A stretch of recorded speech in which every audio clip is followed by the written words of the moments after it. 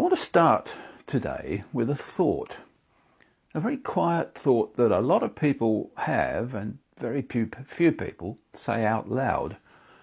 There must be more to life than this. It doesn't arrive dramatically, it appears in ordinary moments.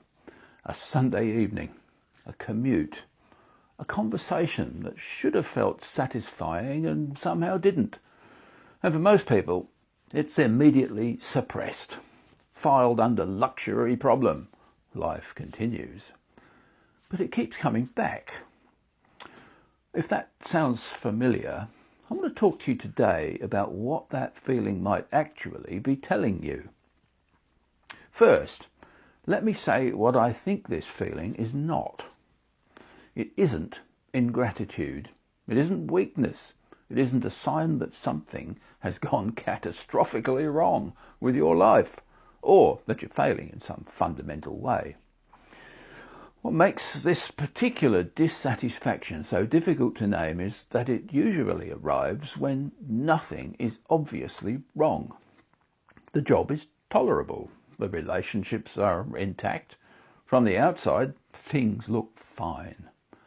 In the heart model, the framework I use to describe the arc of genuine personal growth, I call this the helpless stage. And I want to be careful about that word because helpless can sound like weakness.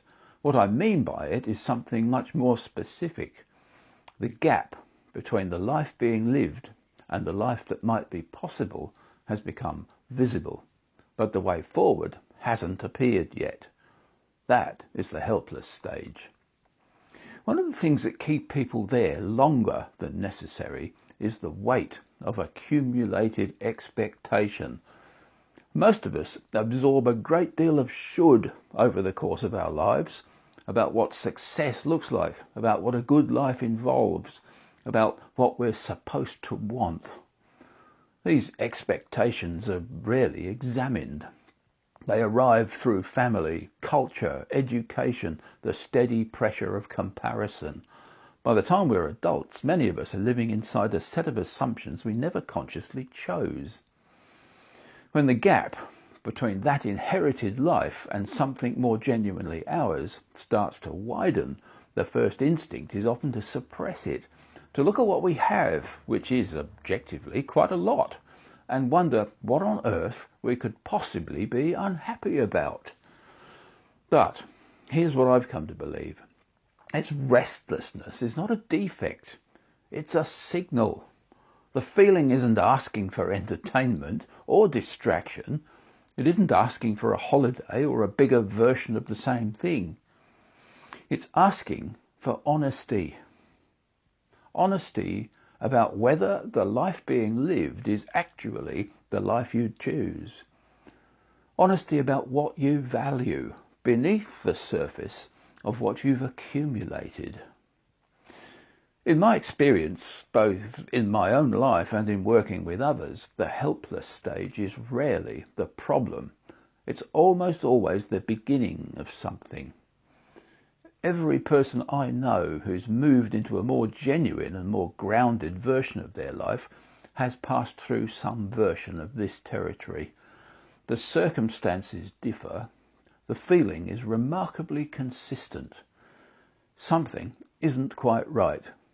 I can't quite name it, and I can't keep pretending otherwise. That recognition, however unsettling, isn't failure. It's the first honest step. If this thought keeps returning for you, if there must be more to life than this is something you find yourself thinking, I'd invite you not to suppress it. Sit with it. Ask it what it's pointing towards. It knows something worth listening to. I explore the helpless stage and what comes after it in Living from the Heart, the first book in the Heart series. You'll find more at bernardcates.com. The link's in the description below. Take care of yourself, and we'll see each other again soon.